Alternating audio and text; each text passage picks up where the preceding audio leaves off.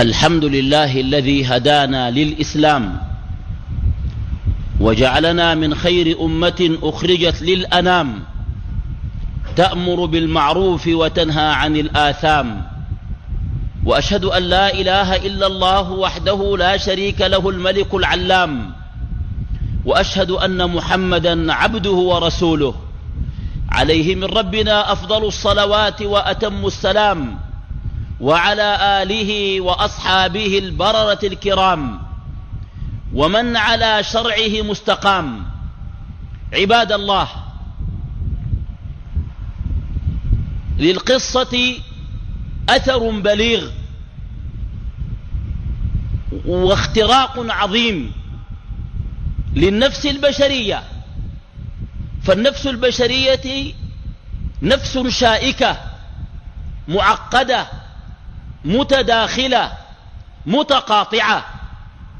النفس غابة كثيفة الظلال عميقة الآثار بعيدة الأغوار قوية الأصداء، وإن اختراق هذه النفس يصعب ويصل إلى درجة المشقة، فإن الإنسان غامض لا تكاد تعرفه وتعرف اتجاهاته، وإن للقصة أثر بليغ في هذه النفوس، ولذلك تجد أن النفوس تستهويها القصص وتشدها الروايات وتجذبها الحكايات، فتجد الواحد منا يقرأ الرواية تلو الرواية والقصة تلو القصة، ومعظم ذلك من نسج الخيال، ولكنها تؤثر في النفس وتترك أثرا عميقا.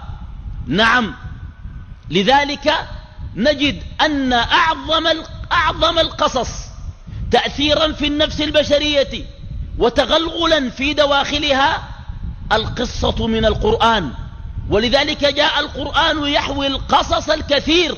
إن هذا لهو القصص الحق فاقصص القصص لعلهم يتفكرون.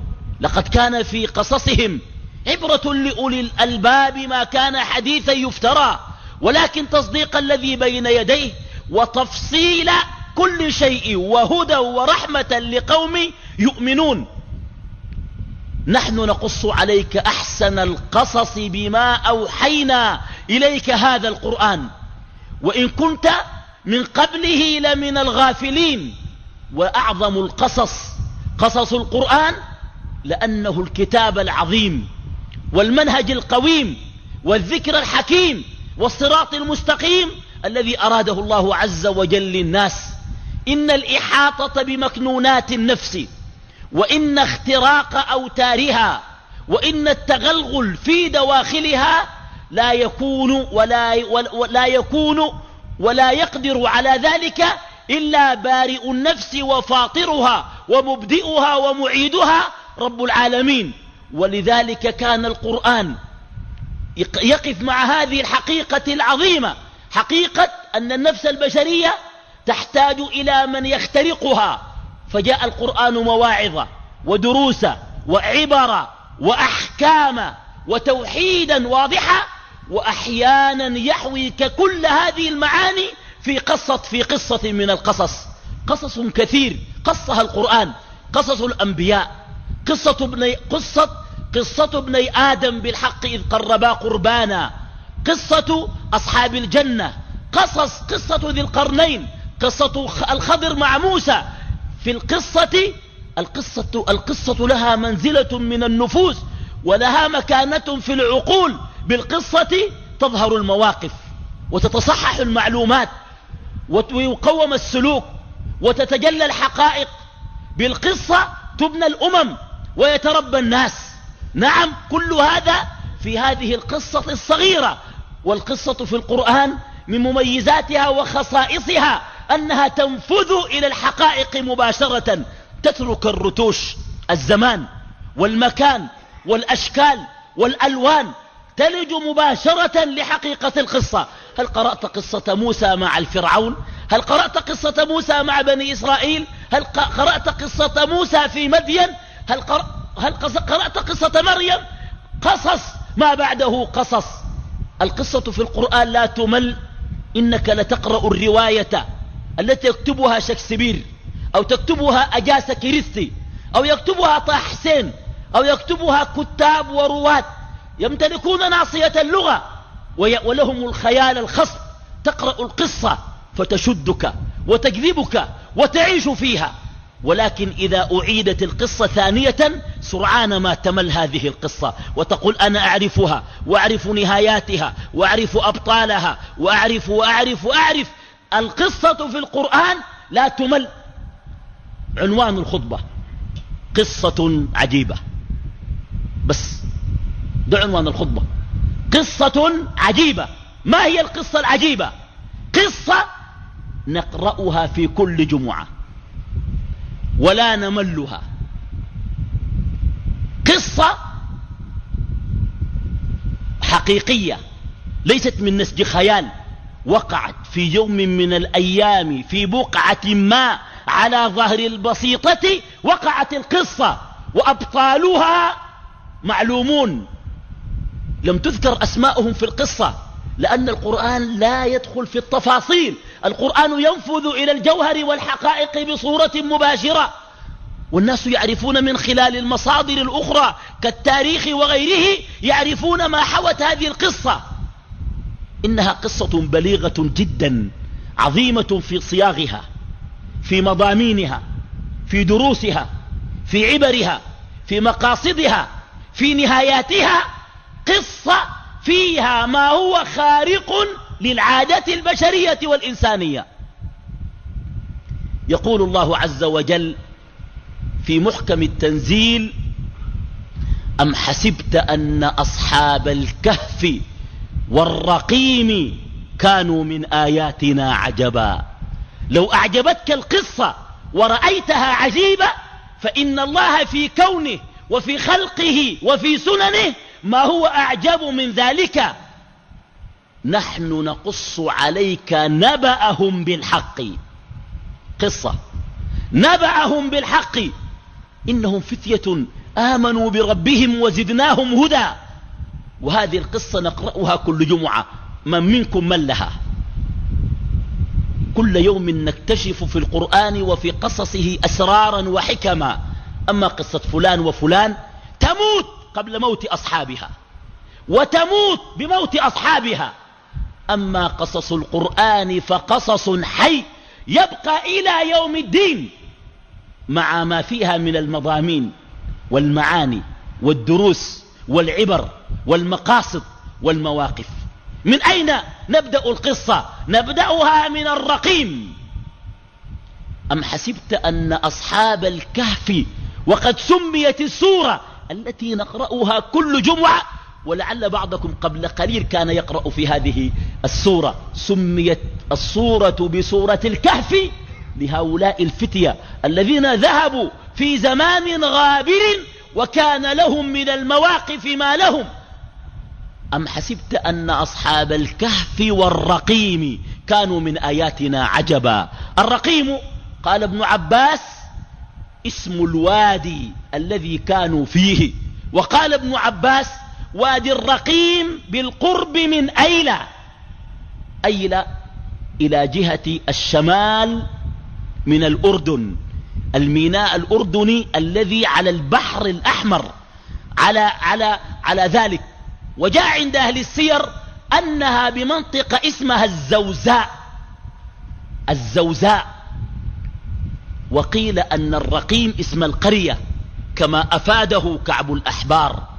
وقيل أن اسم الرقيم هو الوادي المخطط، كل مخطط الرقيم، الوادي المخطط بالماء والزرع.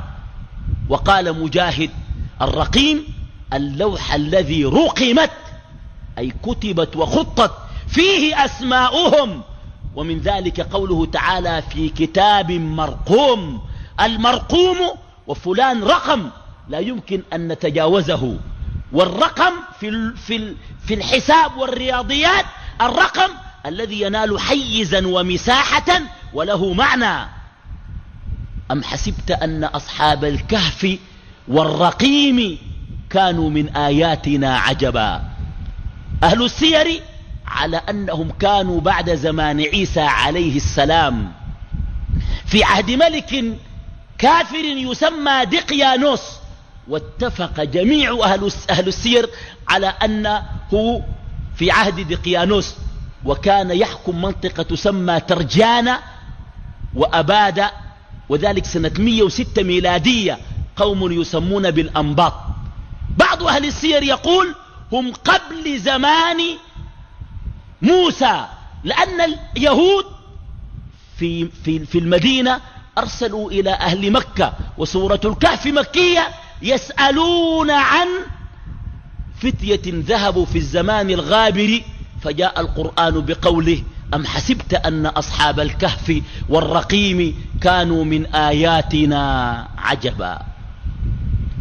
المهم في قضية القصة الحقائق والدروس المستفادة، ومن خلال مطالعة بسيطة وقراءة متواضعة لقصة أصحاب الكهف وقفت على 7 فوائد ودروس وعبر من قصة أصحاب الكهف. ما لا نستفيد من قصة أصحاب الكهف؟ ربنا حكى لي مش حكاها وقال كل جمعة تقروها. لماذا قص الله قصة أصحاب الكهف؟ الأمر الأول حفظ الله لأوليائه، وإكرام الله لعباده، ونصر الله لجنده، حتى لا ييأس صاحب حق، وحتى لا يتوانى صاحب دعوة، فإن الباطل قد ينتفش، وإن المنكر قد ينتشر، وإن الطغاة قد يستبدون، ولكن ذلك لن يدوم طويلا. وقد رأيت ذلك في قصة أصحاب الكهف. الذي يكون مع الله ويوالي الله ويستقيم على أمر الله يحفظه الله ويسخر له حتى الكائنات. كيف حفظهم؟ أولا هداهم إلى الكهف. الكهف أأمن الأماكن، في الصيف بارد وفي الشتاء دافئ، ما بتلقى محل زي الكهف أصلا تدس فيه. الكهف إذ أوى الفتية إلى الكهف، الكهف فيه أمان شديد. والكهف نفسه سبحان الله لم يكن كهفا عاديا، وهم في فجوة منه، وذلك يدل على أن أهم شيء في المباني التهوية. هكذا يقول المهندسون، يتفلسفوا وينظروا لك تنظير جد، يقول لك أهم شيء التهوية. التهوية بتاعت المكان مهمة، وهم في فجوة منه، كهف عميق واسع، وحتى لا تموت الحياة في الكهف فإن الشمس تدخل إلى الكهف بمقدار يقتل البكتيريا ويحافظ على سلامة المكان. وترى الشمس إذا طلعت تزاور عن كهفهم ذات اليمين، وإذا غربت تقرضهم ذات الشمال، وهم في فجوة منه، ذلك من آيات الله. الكهف كان مقبل وين؟ اللي بيقرأ الآيات دي بيعرف إنه الكهف كان مقبل وين. وترى الشمس إذا طلعت تزاور معناه تميل. يقول لك فلان ده بتاع زور وشهد شهادة الزور، مال بها عن الحق، تزاوروا. وعنتر قال عن فرسه فازور من وقع القنا، يعني مال. وشكى إلي بعبرة وتحمحم، فالإزورار والزور وتزاور معناها يميل. الشمس بتطلع من المشرق، وترى الشمس إذا طلعت تزاور. الكهف كان يفتح إلى جهة الجنوب الغربي، الكهف كان في الشمال وفاتح إلى جهة الجنوب الغربي، الشمس بتجي طالعة. تزاوروا عن كهفهم ذات اليمين، تميل عنهم ذات اليمين، وإذا غربت تقرضهم ذات الشمال. تقرضهم تديهم شمس بسيطة، حرارة بسيطة، وضوء بسيط، هذا معنى تقرضهم. ومن ذلك يقول فلان أقرضني، يعني أداني. فالإقراض الإعطاء، ولكن الإعطاء القليل أو الإعطاء بحساب. أنت لما زول يدينك بحاسبك يكتب ويوثق كده تقرضهم. فالكهف كان كهفا شماليا يفتح إلى جهة الجنوب الغربي، الجنوب الغربي. عشان كده الشمس إذا طلعت تزاوروا عن كهفهم ذات اليمين، تميل عن كهفهم ذات اليمين، ما بتخش طوالي. ولما تجي تغيب تقرضهم ذات الشمال وهي من هناك غاربة، بتديهم بصيص من الحرارة وبصيص من الضوء. ربنا حفظ وكلبهم باسط ذراعيه بالوصيد. في الفناء لو اطلعت عليهم لوليت منهم فرارا ولملئت منهم رعبا. ومن حفظ الله لهم ونقلبهم. وفي هذا إعجاز علمي طبي بديع أن التقليب مهم جدا، وإلا حصلت لهم تقرحات. ونقلبهم ذات اليمين وذات الشمال. الله قلبهم. وضربنا على آذانهم. ضربنا إعجاز علمي عجيب. أخطر حاسة بصح الإنسان السمع. عشان كده الناس بيعملوا منبهات عشان يصحوا. ولو زول كورك جنبك انت بتصحى، لو يتكلم جنبك بتصحى. ربنا قال وضربنا على آذانهم. والضرب لا يكون إلا باللزوم والمباشرة، كقوله تعالى وليضربن بخمرهن على جوبهن، يربطوا كويس. وضربنا على آذانهم في الكهف سنين عددا. دي قصة غير عادية. تخيل ناس راقدين 309 سنة وصحوا بعد ذاك. رأيك شنو؟ ناس يقول لك ما تبالغ يا شيخنا. يا اخواننا ما تبالغوا، انتوا كمان ما تبالغوا، ما تبالغوا، ده قرآن. وضربنا على آذانهم في الكهف سنين عددا. الحصل شنو؟ العلم الحديث اكتشف حاجة. العصب الثامن يسمى بالعصب القحفي في الإنسان. العصب ده إذا تعطل الإنسان لا يتغوط ولا يبول ولا يسمع. أهل الكهف ديل 309 سنة لا واحد بال، لا واحد قام قضى حاجة، لا واحد استحمى. الحاجات الحياتية الحيوية اللي بيعملوها الناس، الأكل والشراب وظيفة حياتية، الإخراج وظيفة حياتية، العرق وظيفة حياتية، السمع. وديل كانوا أحياء ما أموات، فقط ناموا. وقلبهم ونقلبهم. والتقليب ده ما منهم، ما بتقلبوا براهم، الله بقلبهم. والناس ديل راكدين مطمئنين. حاجة عجيبة. لكن وضربنا على آذانهم عشان ما يصحوا، لأنه الأذان بصحي. ده معنى الآية. الآية نستفيد منها إنه الأذن بها الاستيقاظ. يا سلام، حفظ الله لأوليائه وجنده وتسخير كل شيء. الشمس والكهف والكلب والتقليب والضرب على الآذان. وضربنا على آذانهم في الكهف سنين عددا. يا إخواننا دي قصة انتوا قاعدين تقروها كل جمعة. ده للناس اللي بيقروا سورة الكهف. طبعا في ناس ما عندهم يوم الجمعة لا كهف ولا أي حاجة. الفضائيات ما خلت حاجة، أي قصة دايرة تحضرها، ومسلسل ورا مسلسل، وفيلم ورا فيلم، وأفلام خيالية، وصور فاضحة، والناس مشدودين. يا أخي الواحد 100 حلقة 100 حلقة يحضرها. وكان فط حلقة واحدة يجي يسأل قالوا شنو، حصل شنو، البطل عمل شنو، الخاين عمل شنو. والله العظيم يدخلوا الناس في وهم. الفائدة الثانية، تقرأ سورة الكهف تعرف مكانة الشباب في نصرة الدين. إنهم فتية آمنوا بربهم وزدناهم هدى إذ أوى الفتية إلى الكهف كانوا شبابا ولكنه شباب لم يسترسل مع شهواته، ولم يكن من الذين يسدرون في غيهم، الشباب الذي لا يعرف إلا العبث والمجون، لا، شباب كانوا يعبدون الملك. وقف هؤلاء الشباب قالوا هذا باطل. لذلك قال تعالى: إذ قاموا فقالوا ربنا رب السماوات والأرض.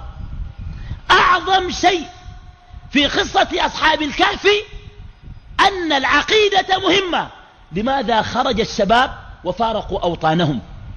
وإذ اعتزلتموهم وما يعبدون إلا الله فأووا إلى الكهف ينشر لكم ربكم من رحمته ويهيئ لكم من أمركم رشدا. فارقوا ناس بيعبدوا الأصنام ويعبدوا الملك، وعندهم عيد، يوم العيد الناس بيعبدوا الملك، هم خرجوا اجتمعوا بغير قصد. أول واحد مشى قاعد تحت ظل شجرة، الثاني جاء معه، بس قعدوا ما تكلموا مع بعض. بعد شوية قال لي أنت جابك شنو؟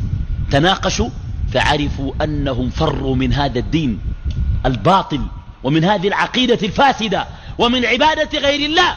وهذه هي مشكلة البشرية إلى يوم الدين، تقديس البشر، عبادة الأصنام، عبادة الملوك، عبادة غير الله. حتى ولو لم يبقى شيء يعبد عبد الناس الهوى، عبد الناس الهوى. أفرأيت من اتخذ إلهه هواه أفأنت تكون عليه وكيلا. شباب الدين ده بينصروا الشباب، شباب ذللوا سبل المعالي وما عرفوا سوى الإسلام دينا. شباب قنع لا خير فيهم وبورك في الشباب الطامحين. شباب لم تحطمه الليالي ولم يسلم إلى الخصم العرين، ولم يتقلدوا في الملحدين. ما عرفوا الخلاعة في بنات وما عرفوا التخنث في بنينا. إذا شهدوا الوغى كانوا كماتا يدكون المعاقل والحصون، وإذا جن المساء فلا تراهم من الإشفاق إلا ساجدين. شباب قنع لا خير فيهم. ديل الناس اللي بيسرحوا شعارهم كيف كيف، وتلقاهم بالليل والنهار في محلات الشيشة والبلياردو، لا رسالة ولا هدف ولا دين ولا مقاصد. شباب منعم، أي حاجة أبوه بيجيبها له، أوضته براها، الثلاجة، الكمبيوتر، الفضائية، أي حاجة، وما يسألوا لا عن صلاة ولا عن شيء. يفلفل شعره ويعمل ضفاير ويدوا آخر عربية وآخر موديل يركب.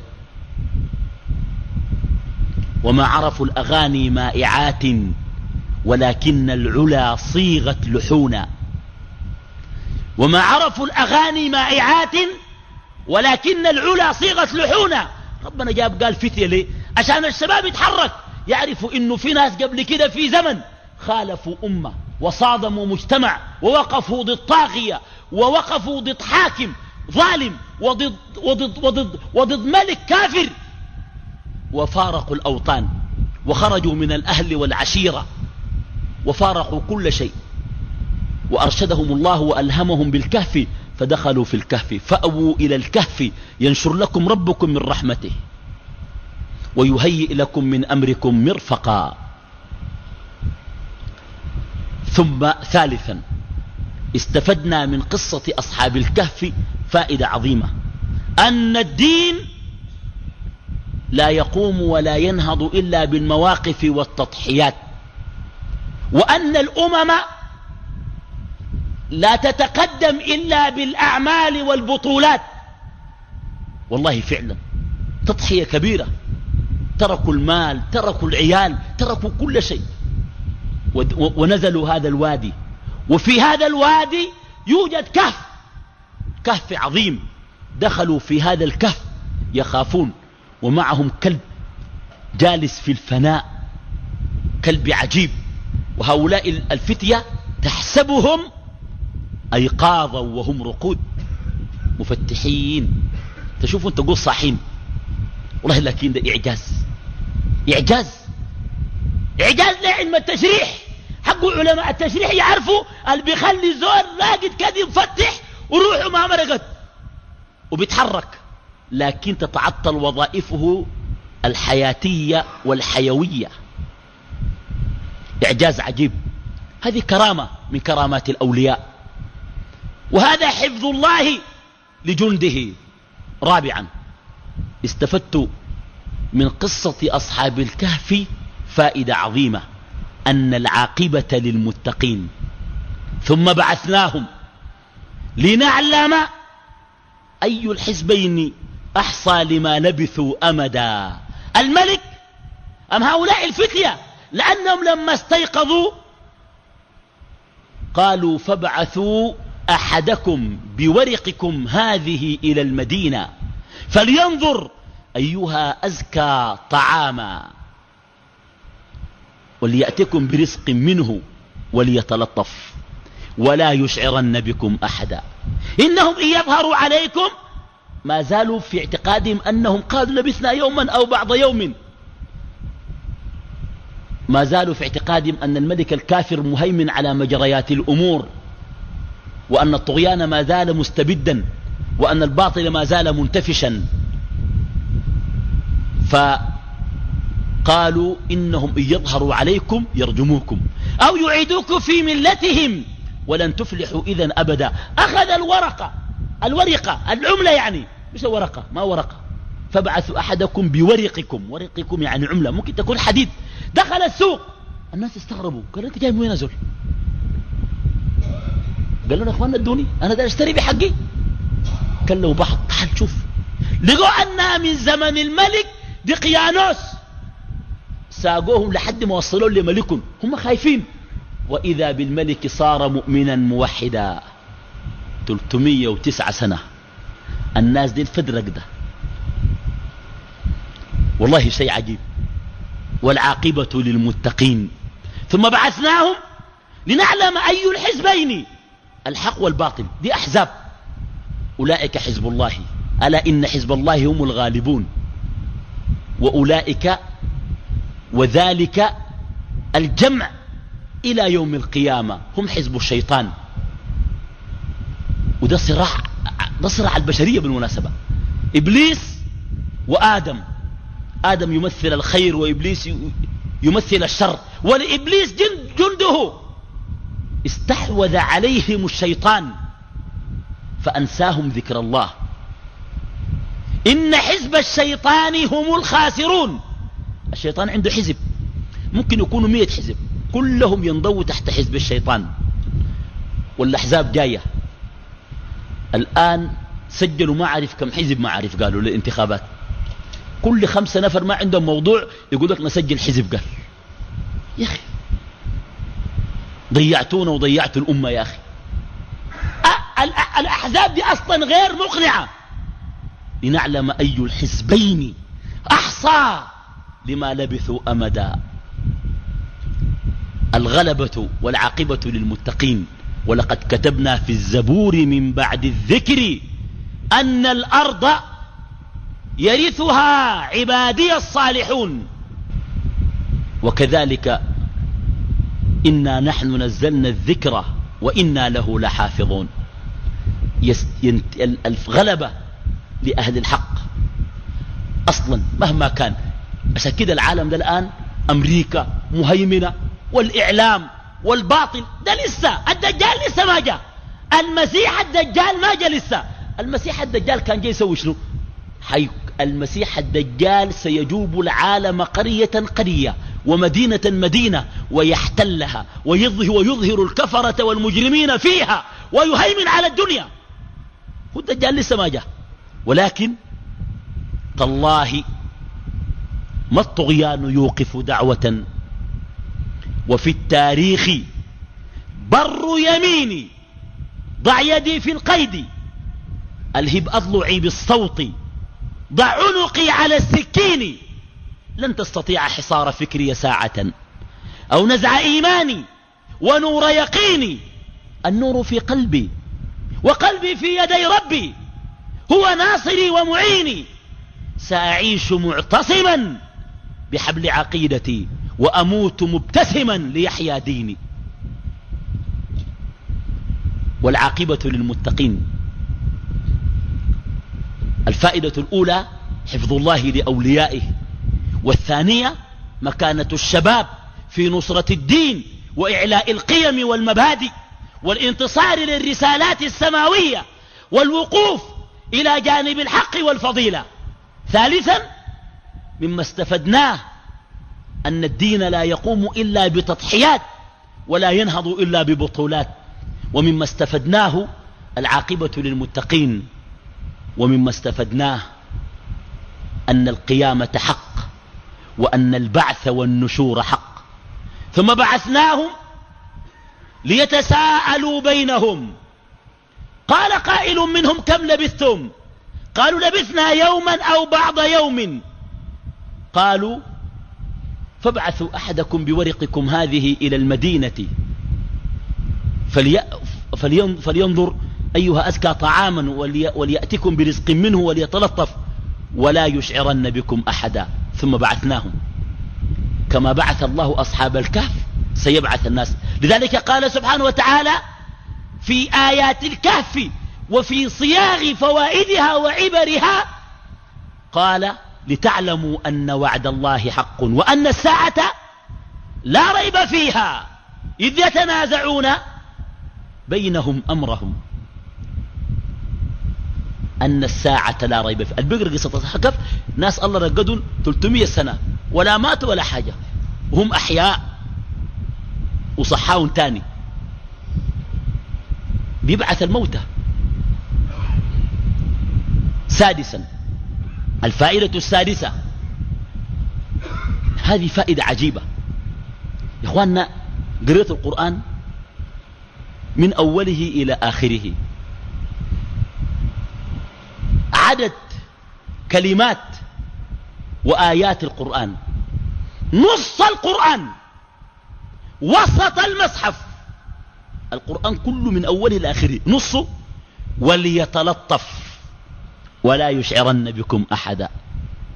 كلمة وليتلطف واقع في نص القرآن وهي وسط القرآن. وليتلطف في قصة أصحاب الكهف. شوف الشيء ده بديع خلاص. الكهف دي ما قالوا يقرأ كل جمعة ساكن، زي ما قلت لك في ناس بيقروا ما فاهمين، وفي ناس بيقروا فاهمين، وناس ولا بيقروا الكهف ذاته بيحلوا الكلمات المتقاطعة، ما عندهم شغلة مع الكهف، وبيقروا الجرائد الرياضية. بالله الجريدة عملها ب1000 جنيه، واحد تلقى حق الملاح ما عنده، لازم يشتري 3 جرائد رياضية تماما، والرابعة حقت الجيران يديون واحدة ويشيل منهم واحدة تانية، بعد ما يقرأ دي يديون عشان يقرأ تاني. الناس فاضيين للكهف. وليتلطف، وده معناه شنو؟ التلطف وسط الإسلام وجوهر الدين وروح الملة. أي زول ما عنده تلطف ما بلغ دعوة وما بقيم حق. الفتية دين شوف روح العالية كيف قال وليتلطف. تخيل وسط القرآن وليتلطف. المسلمين دايرين شنو تاني؟ ما يتلطفوا بعد ده. واحد تلقاه مسلم وصار وشه يا زول نص القرآن وليتلطف كده. تلطف أول حاجة. واحد تلقاه مادي خشمه، واحد تلقاه محمر عيونه، واحد تلقاه زهجان. وليتلطف، هذا روح الدين. الإسلام ده جوهره وليتلطف.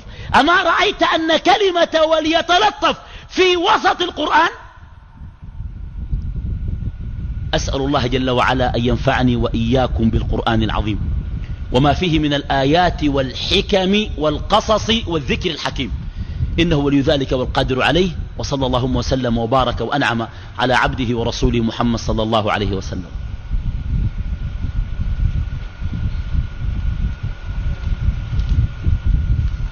الحمد لله والصلاة والسلام على رسول الله وعلى آله وصحبه ومن والاه. الفائدة السابعة: صحبة الأخيار تنفع، واتباع المصلحين يرفع، صحبة الأخيار تنفع، واتباع المصلحين يرفع. الله بيرفع الزول لو تبع الناس الكويسين. ذكر الكلب في القرآن لأنه تبع الصالحين. سيقولون 3 رابعهم كلبهم، ويقولون 5 سادسهم كلبهم رجما بالغيب، ويقولون 7 وثامنهم كلبهم، فلا تمار فيهم إلا مراء ظاهرا ولا تستفت فيهم منهم أحدا، وكلبهم باسط ذراعيه بالوسط. الكلب جابوه معهم برضو، ما نسوا، ما الكلب ماشي مع الناس. ما قالوا الناس دخلوا الكهف وكده، دخلوا الكهف والكلب ويقولوا دير كم والكلب. بالله الكلب وجد ذكرا لأنه تبع الصالحين وصحب الأخيار. ومن هنا استفدنا أن صحبة الصالحين تنفع، وأن اتباع المصلحين يرفع. نعم والله يرفع ذكر الإنسان. يقال فلان صاحب فلان، فلان الذي يمشي مع فلان، فلان الذي هو مع فلان. نعم. وكلبهم، طبعا الناس دخلوا في متاهات. الكلب ده لونه شنو؟ الله قال؟ الله ما قال. قال لك لونه، انت ما لكم لونه. ها كان عرفته ده تسوي شنو يعني؟ ما لكم لونه، ما تتدخل في لونه. الله قال، الله ما جاب تفاصيل، ربنا جاب جوهر القصة. هذه الفوائد دي ما فوائد القصة كلها بالمناسبة، هذا ما استفدت واخترته لهذه الخطبة فقط، وإلا فيها فوائد فقهية كثيرة جدا ودروس كثيرة جدا، لكن لا تصلح لخطبة الجمعة. أما 7 فوائد تصلح لخطبة الجمعة، وقد يأتي من هو أبلغ وأعلم وأفصح مني فيستخرج منها دروسا وعبرة لم نسمع بها ولم نعرفها. وهذا سر القرآن وسر بقائه، لا يفنى، لا تفنى عجائبه، ولا يبلى على كثرة الرد. ترددوا، تقرأ سورة الكهف في كل جمعة تكون مبسوط، تقرأ الفاتحة في كل صلاة ما تزهج. لكن الواحد كان حضر فيلم وجابوه تاني يحضروا، لكن ما بنفس التشوق. في المرة الثالثة يقولون ده قديم شفناه، وكمان يبوظ للناس الفيلم، حيحصل كده وحيحصل كده وحيحصل كده وحيحصل كده، يكرهك ذاته. لكن القرآن ده كلام الله. القصة انت عارفها بتبدأ بشنو تنتهي بشنو، تقراها وانت سعيد ومنشرح، وكل مرة تظهر لك فوائد ودروس وعبر إلى يوم القيامة لا تنقضي عجائبه. نعم والله ده كلام الله. وفي هذا دعوة لمن أراد أن يعلم الناس قصة. في واحد جاني في البيت يحكي لي، قال لي يا أخي الولد راجل طيب يعني، قال لي الولد، قال لي وجاو، قال لي يا أبوي إلا تحكي لي قصة كده. حسا شوف قصص، يقول لك ما عارف سرحان والثعلب، الغراب والفيل. فيل شو لازم؟ فيل شو؟ قروا ناس حاجة مفيدة. أصحاب الكهف ده ما قروا لهم، قروا ناس أصحاب الكهف. جاني قال لي الولد، قال لي احكي لي قصة.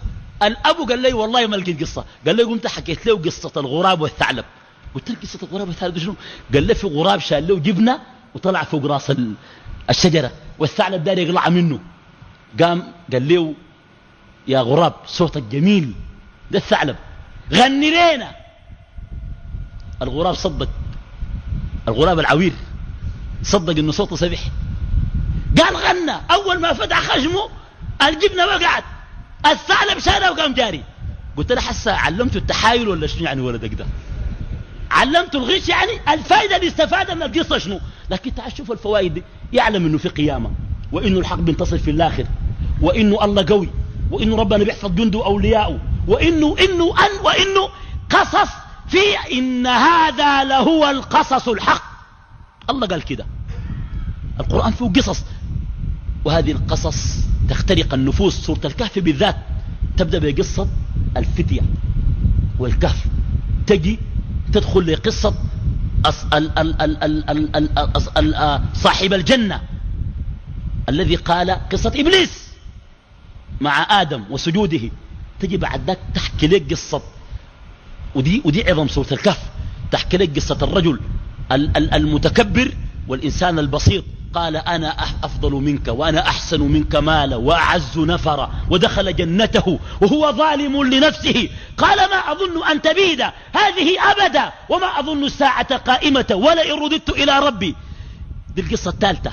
القصة الرابعة قصة موسى مع الخضر، قصة فيها فوائد وآداب وأخلاق واتباع المعلم والتواضع. القصة الخامسة ويسألونك عن ذي القرنين قل سأتلو عليكم منه ذكرى. 6 قصص من أبدع وأجمل القصص. ما لاقي قصة يحكي لي ولده منه. وبعدين أنا الراجل ده شكرته لأنه حكى لي ولده. والله في ناس ما فاضين يحكوا الغراب مع الثعلب ذاته. ده ترى عنده حبة ثعلب وحبة غراب. في ناس والله الحبة ده يفتح خشم مع ولده، لا يحكي له أي حاجة، لا ثعلب لا غراب لا بستان لا، ده كله بيحكي له. ده ترى حكى الثعلب مع الغراب. إنها دعوة من خلال هذه الخطبة للتأمل في قصص القرآن، كله بديع. نحن نقص عليك أحسن القصص، ولعلي في أيام قادمات إن شاء الله إن كنا من أهل الدنيا وبقيت في هذا المنبر أن أحكي عن قصة يوسف، وهي تحتاج إلى سلسلة من الخطب عن قصة يوسف عليه السلام. لقد كان في يوسف وإخوته آيات للسائلين. أسأل الله جل وعلا أن يفقهنا وإياكم وأن يعلمنا وإياكم. اللهم حبب إلينا الإيمان وزينه في قلوبنا وكره إلينا الكفر والفسوق والعصيان واجعلنا من الراشدين. اللهم وفقنا لما تحب وترضى وخذ بناصيتنا إلى البر والتقوى. اللهم يا معين أعنا، اللهم يا جبار السماوات والأرضين، اللهم يا رب الخلائق أجمعين، اللهم أغثنا بالإيمان وبالوحي والقرآن. اللهم أحينا بالكتاب والسنة وأمتنا على الكتاب والسنة وابعدنا من البدع والخرافات يا رب العالمين. اللهم انصر أهل الحق والدعاة والمصلحين في كل مكان يا رب العالمين. اللهم انصرهم على من عاداهم، اللهم انصرهم على عدوك وعدوهم. اللهم اعز الإسلام والمسلمين وأقم للإسلام والمسلمين دولة وعزة ومنعة ورفعة يا رب العالمين. اللهم انصر المجاهدين في سبيلك في كل مكان، اللهم انصر المجاهدين في سبيلك في كل مكان. اللهم اعل كلمتهم، اللهم اعل كلمتهم وسدد رميتهم وقوي شوكتهم وانصرهم على من عاداهم يا رب العالمين. وصلى اللهم وسلم وبارك وأنعم على عبده ورسوله محمد صلى الله عليه وسلم. وأقم الصلاة.